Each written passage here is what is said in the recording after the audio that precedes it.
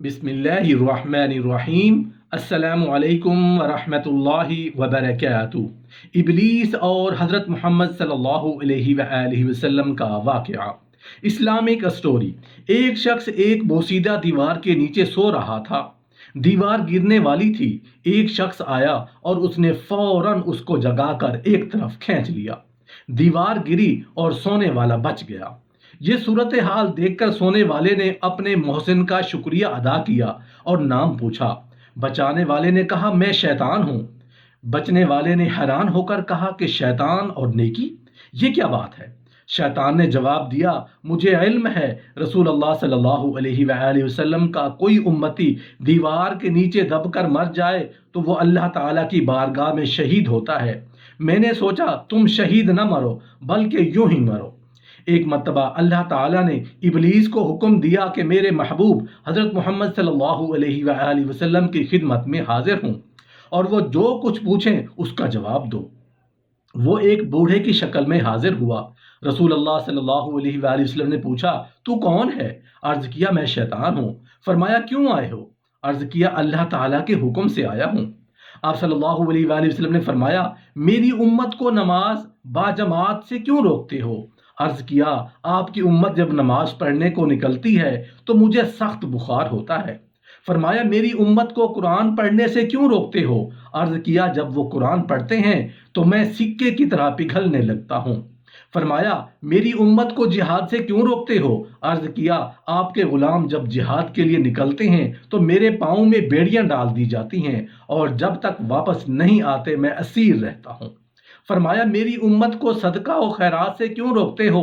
عرض کیا آپ کے غلام جب صدقہ خیرات کا ارادہ ہی کرتے ہیں تو میرے سر پر آرا رکھ دیا جاتا ہے جو مجھے یوں کاٹ کر رکھ دیتا ہے جیسے لکڑی کو کاٹ دیا دیتا ہے۔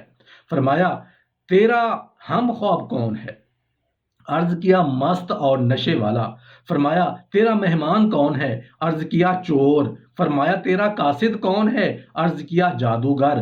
فرمایا تیرا دوست کون ہے؟ عرض کیا جو ابو بکر اور عمر کو برا کہے۔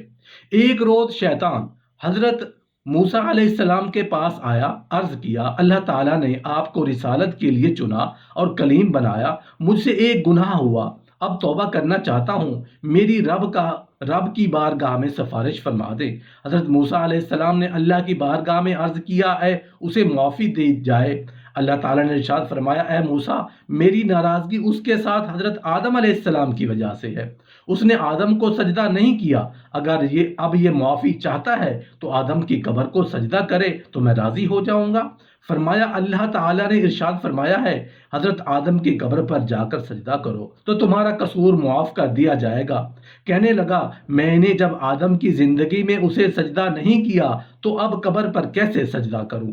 یہ مجھ سے نہیں ہو سکتا۔ حضرت موسیٰ علیہ السلام نے شیطان سے دریافت کیا وہ کون سا کام ہے جس کی وجہ سے تو انسان پر غالب آ جاتا ہے؟ اس نے جواب دیا جب آدمی اپنی ذات کو بہتر سمجھتا ہے اور اپنے عمل کو بہت کچھ خیال کرتا ہے، میں اس کو 3 ایسی باتیں بتاتا ہوں جس سے آپ کو ڈرتے رہنا چاہیے۔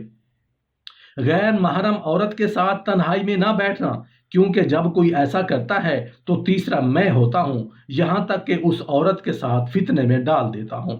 اللہ سے جو عہد کرو وہ پورا کرو، جب کوئی اللہ سے عہد کرتا ہے تو میں اس کا ہمراہ بن جاتا ہوں اور اس شخص اور اس کے عہد کے درمیان حائل ہو جاتا ہوں۔